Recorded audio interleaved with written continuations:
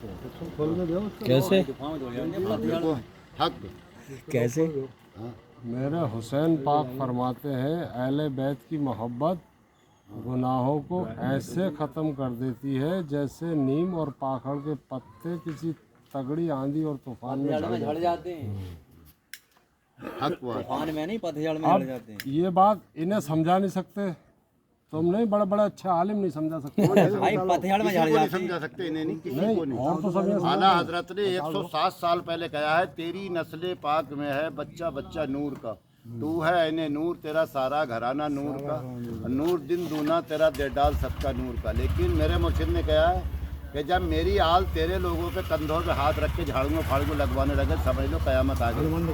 میرے مرشد نے فرمایا جو میری چال میں نہیں وہ میری آل میں نہیں۔ سیدوں کو بھی اپنا ایک راستہ جس سے کو وہ اٹھ کے چل دے، مردے سے کہہ دو اگر کان پہ لات مار دو، کیا بزرگوں نے کمبے اذن اللہ کمبے اذنی لات مار دی، شمس تبریز رحمۃ اللہ علیہ نے۔ کیا ایک بادشاہ کا لڑکا ختم ہو گیا، اس نے تمام مولانے جتنے چور بیٹھے ہیں سب پکڑ لیے، پھر فتوے لگیں گے ہم پہ۔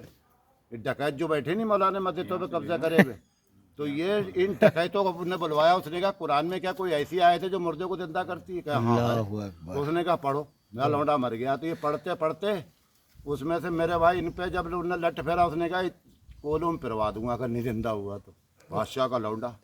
تو لاش پھولنے لگی، 2 ایک دن ہو گئے کہیں اس مسئلے میں، تو تیری جیسے چالاک لوگ تھے عالم جیسے، بولے یار ہمارے اور رہ گئے ہیں پیر لوگ، تو یہ محمد میاں جیسے ارشد میاں کا ہم لا رہے ہیں بلا کے، کہا کہ ایک بندہ ہمارا کن رہ گیا ہو جائے گا زندہ۔ پھر رات میں انہوں نے کہا جان بچی تو لاکھوں بھاگ جنگل میں بھاگ رہے تھے، تو شمس تبریز رحمۃ اللہ علیہ بھوت دھونے لگا، تو آگے دیکھی وہاں پہنچ گیا لوگ اور کہا سرکار، تو آپ نے کہا کیا یہ بات جھوٹ ہے قرآن میں ایسی آیت نہیں؟ کہا ہے تو پڑھے کو، تو آپ نے کہا رکو ہمارے ساتھ ہم چلیں گے۔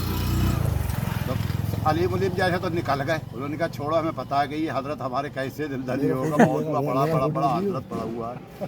ہمارا جیسا کوئی پاگل تھا، اس نے کہا کہ چلو اچھا ہم چل رہے ہیں تمہارے ساتھ۔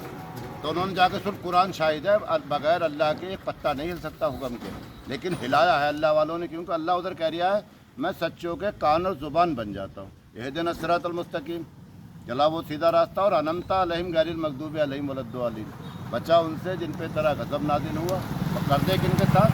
سچوں کے ساتھ۔ ہاں انعام آیا، تو انعام والے بندوں کون تھے؟ تو شمس تبریز رحمۃ اللہ علیہ، آپ نے پڑھا جا کے وہاں قرآن سے ثابت ہے، کمبے اذن اللہ، اٹھ اللہ کے حکم سے، نہیں اٹھا تو آپ نے پھر لات مار دی، کہا کمبے اذنی میرے حکم سے اٹھ گیا، بات کرا دو، تو اٹھ کے کھڑا ہو گیا۔